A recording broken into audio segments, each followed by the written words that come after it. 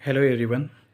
आज हम लोग एक ऐसी टॉपिक स्टार्ट कर रहे हैं जो एमएससी सेकेंड सेमेस्टर और फोर्थ सेमेस्टर दोनों जगह पे कॉमन है, और वह है functional analysis.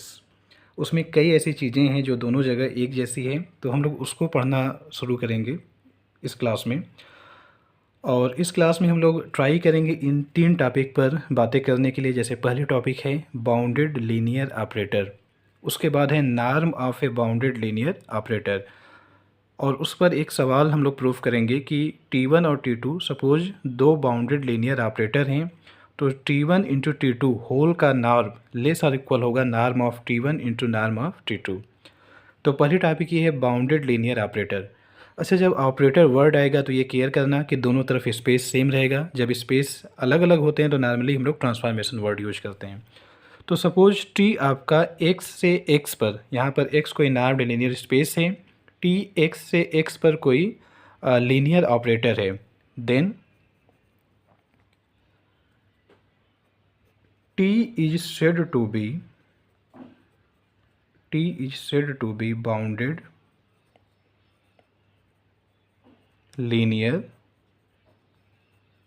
operator if t को आप बाउंडेड लीनियर ऑपरेटर कब कहेंगे?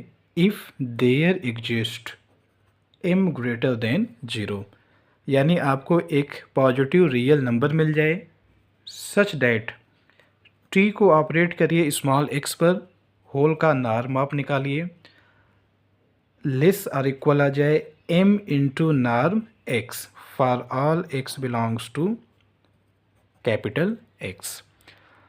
तो किसी भी लीनियर ऑपरेटर को बाउंडेड लीनियर ऑपरेटर कब बोलेंगे? जब आपको एक पॉजिटिव रियल नंबर m मिल जाए और उसके रिस्पेक्ट में ये कंडीशन सेटिस्फाई हो जाए। कंडीशन क्या होगी कि आप t को स्पेस कैपिटल X है, स्पेस के किसी भी एलिमेंट पर ऑपरेट करके आप उसका नार्म निकालें तो ये less or equal to m into norm x आ जाए। तो ये तो डेफिनेशन हो गई बाउंडेड लीनियर ऑपरेटर की। सेकेंड टॉपिक है norm of a bounded linear operator. NAARM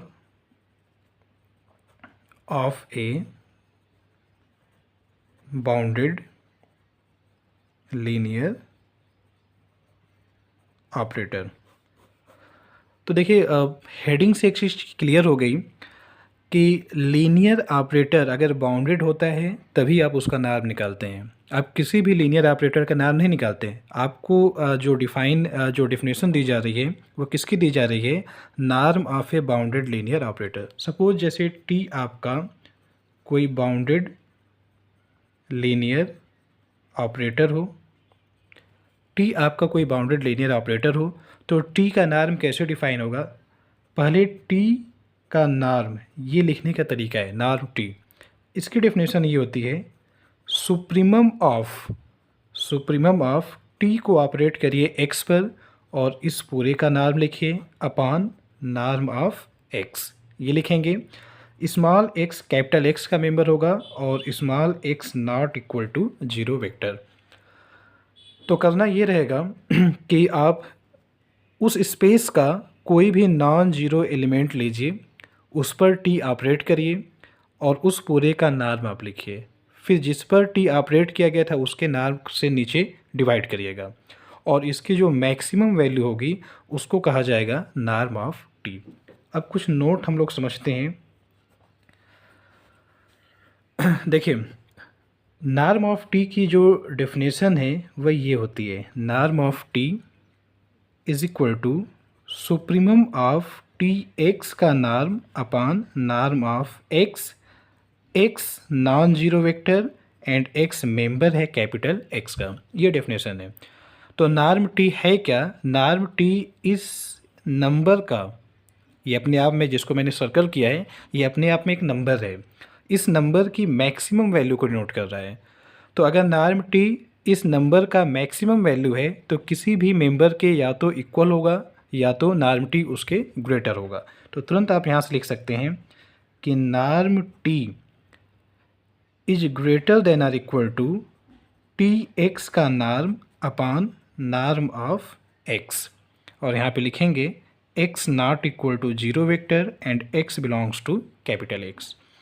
NAARM x को आप इधर लेकर आइए तो ये मिल जाएगा norm T into norm x greater और इक्वल टू टी एक्स का नार्म, और साथ में ये कंडीशन भी होगी x not equal to zero vector and small x belongs to capital x.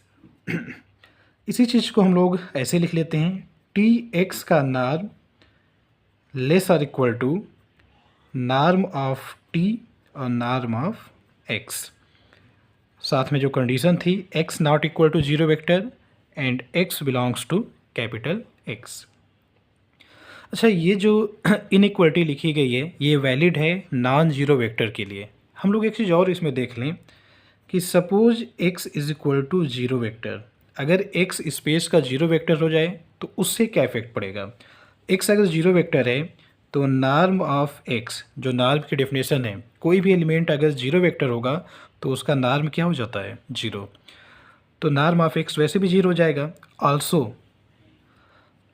आपने लीनियर ट्रांसफॉर्मेशन की जो डेफिनेशन पढ़ा होगा उसका यूज करके आप दिखा सकते हैं कि जीरो वेक्टर की जो इमेज होती है वह जीरो वेक्टर पे बनती है।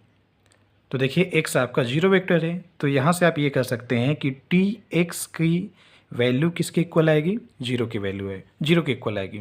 अब अगर टी एक्स आपका जीरो के इक्वल है तो टी एक्स का नार्म भी क्या हो जाएगा, जीरो हो जाएगा, क्योंकि टी एक्स आपका जीरो के इक्वल है तो जीरो का नार्म जीरो होता है। अब इस इनइक्वलिटी को देखिए, अगर एक्स आपका जीरो वेक्टर हुआ तो ये वैल्यू जीरो हो जाएगी, जिसको मैं अब सर्कल कर रहा हूँ, ये वैल्यू जीरो हो जाएगी, तो उससे पूरा राइट साइड आपका जीरो हो जाएगा। और अगर x जीरो वेक्टर के इक्वल है तो नार्म टी एक्स जीरो के इक्वल है, वहाँ से ये लेफ़्ट साइड जीरो के इक्वल हो जाएगी।